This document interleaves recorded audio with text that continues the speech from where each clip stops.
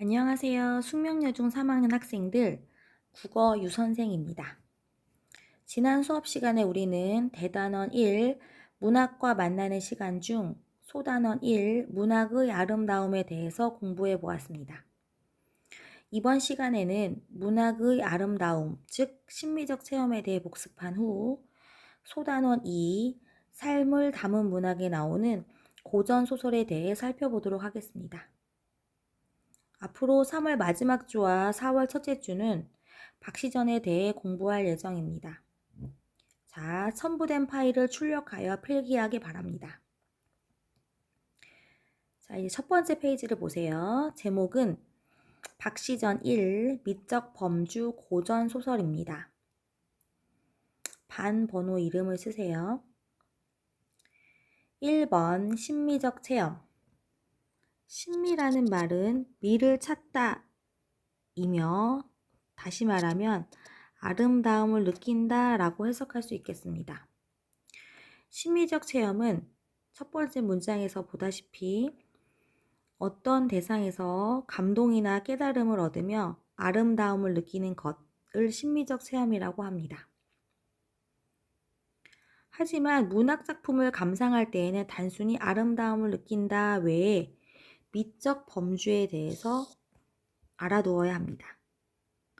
괄호 안에 들어갈 말은 문학작품입니다. 문학작품을 감상할 때 미적 범주를 통해 다양한 정서를 느끼는 심미적 체험을 할 수가 있습니다.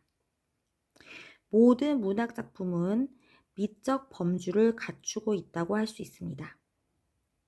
그래서 문학작품을 감상할 때에는 미적 범주를 통해 심미적 체험을 느껴야 합니다. 그렇다면 미적 범주란 무엇일까요?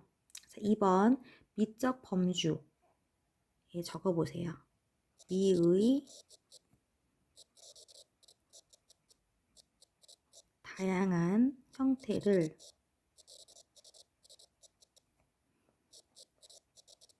기본적이고 일정한 형태로 분류한 것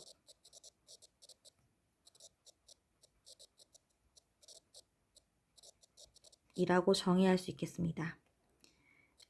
문학의 아름다움은 여러 형태가 있습니다. 그중 기본적이고 일정한 4가지 유형으로 분류한 것을 미적 범주라고 할 수 있습니다. 자, 미적 범주의 유형은 4가지가 있습니다. 숭고미, 우아미, 비장미, 골개미가 그것입니다. 자, 첫 번째 숭고미를 보세요. 숭고미란 크고 위대한 가치를 추구하는 데서 오는 아름다움이라고 할 수 있습니다. 미적 범주이기 때문에 마지막에 모두 미로 끝나죠. 역시 정의도 끝에 아름다움으로 끝날 예정입니다. 숭고미는 크고 위대한 가치를 추구하는 데서 오는 아름다움. 다시 말하면 일상생활에서 벗어난 크고 위대한 것을 추구하는 데서 오는 아름다움, 높은 정신적 경지를 체험하는 활동을 의미합니다. 자, 두 번째 우아미를 보세요. 우아미 적어보세요. 우아미는 현실을 있는 그대로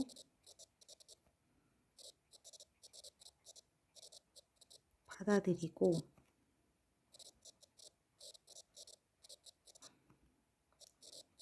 안정을 추구하는 데서 오는 아름다움입니다.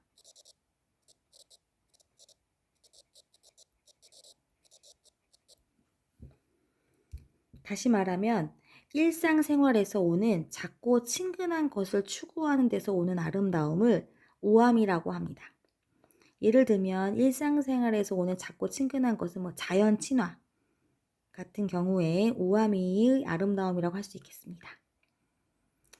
자, 세 번째 비장미예요. 비장미는 모순된 현실 세계를 부정하고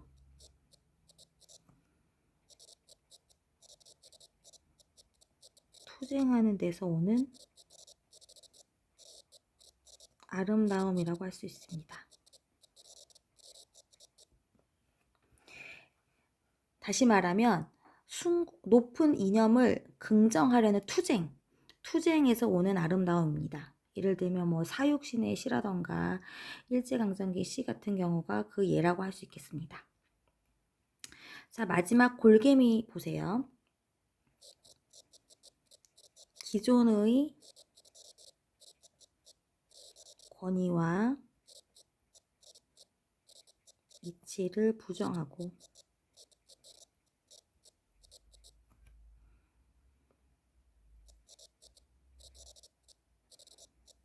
추락시키는 데서 유발되는 아름다움이라고 할 수 있습니다.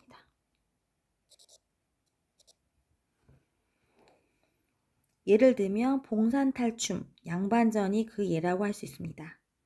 양반의 권위를 우스꽝스럽게 추락시키는 작품이 여기에 속합니다. 자, 이렇게 썼더니 아직은 감이 잘 안 오죠? 그래서 밑에 표로 정리하도록 하겠습니다. 이 부분은 갈등, 반대편은 조화라고 하죠.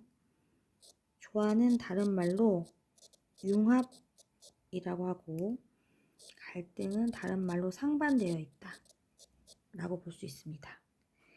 위에 있는 부분은 있어야 할 것, 이상적인 것을 의미하고 아래로 내려갈수록 있는 것, 현실, 현상이라고 볼 수 있습니다. 이 각각의 네모 칸에 들어갈 미적 범주를 고르시면 됩니다. 오른쪽에 있는 부분은 갈등을 유발하는 부분입니다. 오른쪽은 갈등이 내재되어 있는 미적 범주를 할 수 있습니다. 그렇다면 위에 있는 숭고미, 우아미, 비장미, 골개미 중에서 갈등을 유발하는, 갈등이 포함되어 있는 아름다움은 무엇일까요? 그렇죠. 모순된 현실에서 투쟁하는 비장미와 기존의 권위를 추락시키고 부정하는 골개미가 갈등 쪽에 해당한다고 볼 수 있겠어요. 이 중에서 모순된 현실 세계를 부정하고 투쟁하는 비장미는 이상적인 있어야 할 것에 대한 내용을 다루고 있기 때문에 위에 있는 것을 비장미라고 보고, 현실에 존재하는 양반의 권위와 이치를 부정하고 추락시키는 골개미는 현실에 있기 때문에 현상 쪽으로 가서 골개미는 요 밑에다 쓰도록 하세요. 그래서 비장미와 골개미는 모순되고 기존의 인물 중에서 부정적인 인물을 추락시키고 투쟁하는 데서 오는 아름다움이기 때문에 갈등 쪽에 들어가야 된다고 볼 수 있겠습니다. 자, 그러면 조화 쪽에 있을 수 있는 미적 범주는 숭고미와 우아미겠죠. 숭고미와 우아미 중에서 이상적인 상황과 더 가까운 건 무엇일까요? 그렇죠. 숭고미는 이상적인, 크고 위대한 가치이기 때문에 이상 쪽으로 치우친다고 할 수 있습니다. 그래서 우아미는 현실을 있는 그대로 받아들이기 때문에 현상 쪽과 방향이 같기 때문에 우아미는 현상 쪽에 적으시면 될 것 같습니다. 그래서 이쪽은 조화, 융합과 관련된 내용이고, 오른쪽에 있는 부분은 즉 비장미와 골개미는 갈등 쪽과 연계되는 아름다움이라고 볼 수 있습니다. 이렇게 네 가지로 문학 작품을 감상할 때 아름다움을 분류해 보았습니다. 이 네 가지 범주는, 즉 이 미적 범주는 문학 작품에서 하나씩만 나타날 수도 있지만 두 범주가 어우러질 수도 있습니다. 자, 이렇게 해서 미적 범주, 심미적 체험에 대한 설명을 마치고 두 번째 페이지를 보도록 하겠습니다. 두 번째 페이지를 보세요. 3번 무엇이란 이라고 쓰여 있죠. 가보개혁 1894년 이전까지 지어진 소설을 현대소설과 구분하여 부르는 말입니다. 무슨 소설일까요? 네, 정답은 고전소설입니다. 박시전은 고전소설이죠. 4번 고전소설의 일반적인 특징에 대해서 알아보도록 하겠습니다. 8가지 고전소설의 일반적인 특징이 나와 있습니다. 첫 번째 설명을 보세요. 주인공의 출생부터 죽음에 이르기까지 무엇에 따라 사건이 전개됨이라고 써 있습니다. 예를 들면 심청전은 심청이의 출생부터 이야기가 시작됩니다. 괄호 안에 들어갈 말은 무엇일까요? 네, 시간의 흐름입니다. 출생이 아니더라도 시간의 순서에 따라서 사건이 진행되고 있습니다. 이런 것을 우리가 간단하게 요약해서 일대기적 구성이라고 합니다. 자, 두 번째 설명을 보세요. 이야기의 앞뒤 혹은 사건이 무엇 없이 어떻게 맞아떨어지며 전개된다 라고 쓰여 있죠. 예를 들면 길을 가던 화주승이 우연히 개천에서 허우적대는 신봉사를 만나서 구출하고 눈을 뜰 수 있는 방법을 알려줌. 우연히라는 말이 핵심이죠. 그래서 괄호 안에 들어갈 말은 필연적인입니다. 필연적인 이유 없이 우연히, 이런 것을 우리가 우연적인 사건 전개라고 합니다.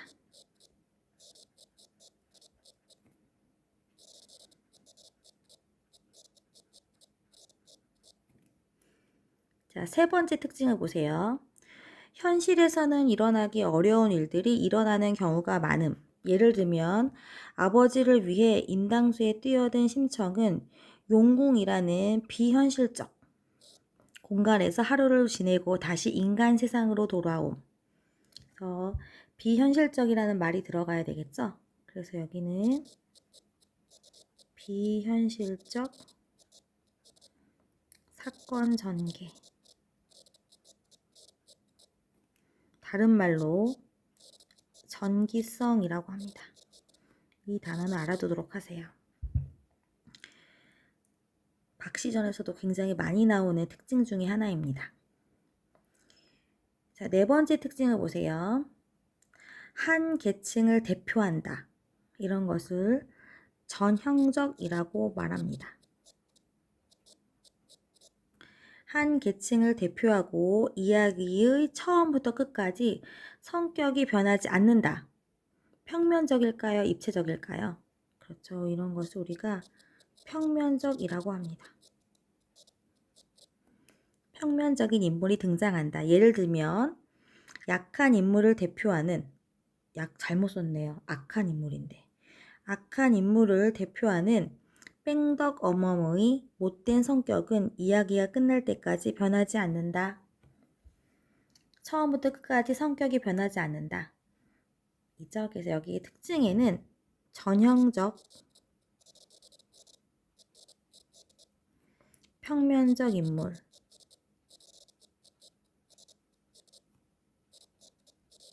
이라고 쓰시면 되겠습니다. 현대소설은 평면적 인물보다는 입체적 인물이 많이 나오고 있어요. 다섯 번째 특징 보시죠. 결말에서 주인공이 원하는 것을 얻거나 행복하게 끝을 맺으며, 해피엔딩이란 얘기죠. 착한 사람은 복을 받고 나쁜 사람은 벌을 받는다는 주제는 뭘까요? 한자를 보시면 권선징악이라고 써있네요.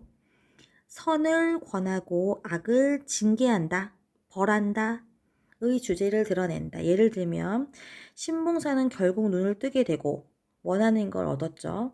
심청과 함께 행복하게 잘 살게 된다. 해피엔딩이다.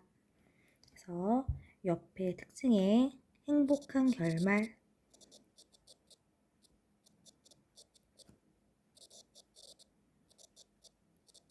그리고 권선징악의 주제라고 쓰시면 되겠어요.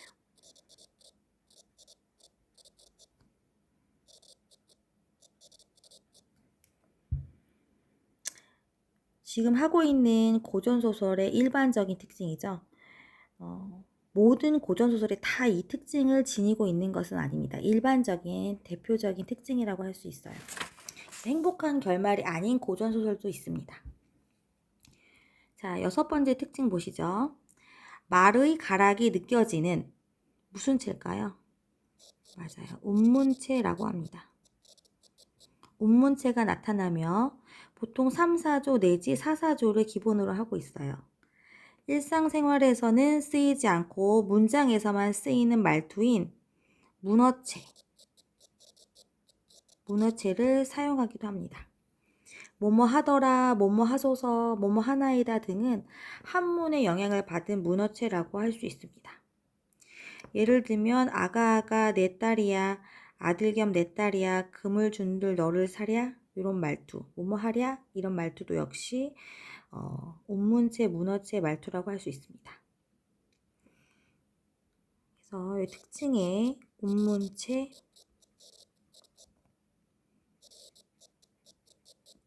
문어체의 사용이라고 쓰세요. 자, 그 다음 특징을 보겠습니다. 어느 나라의 고사를 인용하거나 그 나라의 유명 인물을 활용하여 말하기도 합니다. 어느 나라일까요? 네, 중국입니다. 두 칸 모두 중국이라고 쓰시면 됩니다. 옛날 조향자는 자백의 머리를 오칠하여 두고 진양성에서 패한 원수를 갚았다 하더구나. 박시전에 나오는 말입니다. 그래서 중국의 고사를 인용하거나 중국 관련 인물들이 나오고 있습니다. 옆에는 중국 고사 인용, 그다음에 중국 유명 인물 활용이라고 쓰시면 되겠습니다. 자, 마지막 특징 보시죠. 누구가 작품에 적극적으로 개입하여 심리나 생각을 직접 전달하는 경우가 많다. 작중 상황이나 인물에 대한 서술자의 감정, 의견을 직접 드러내기도 한다. 등장인물의 감정을 직접 드러내기도 합니다. 그게 누굴까요? 네, 서술자입니다. 서술자가 적극 개입하거나 직접 전달하는 경우가 고전소설에 많이 나타납니다. 예를 들면 아무리 하늘이 낸 효녀라도 죽음 앞에서 마음이 온전할 리가 없었다. 심청이 거동봐라. 어찌된 일인지 모르겠구나. 다음 해를 보시라. 이거는 소설자가 자신의 생각, 자신의 느낌을 직접 전달하고 있는 것이죠. 그래서 이건 무슨 시점이라고 할까요? 여러분들이 알고 있는 시점 중에 그렇죠. 전지적 작가 시점이라고 합니다.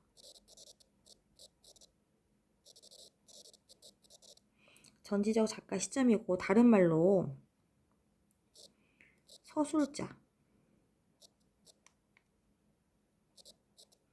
서술자의 개입이라고도 하고요. 편집자, 편집자적 논평이라고도 합니다. 다시 전지적 작가 시점이라고도 하고 다른 말로 서술자의 개입, 이 말은 쉽죠. 그리고 편집자적 논평이라고 합니다. 글씨가 좀 잘 안 써서 다시 쓰도록 할게요. 마찬가지일까요? 편집자적 논평입니다. 지금까지 고전소설의 일반적인 특징에 대해서 공부해 보았습니다. 이번 시간에는 박시전의 미적 범주 그리고 고전소설에 대해서 알아보았고, 다음 시간에는 본격적으로 본문을 보면서 박시전에 대해서 공부해 보도록 하겠습니다. 여러분 수고 많으셨습니다.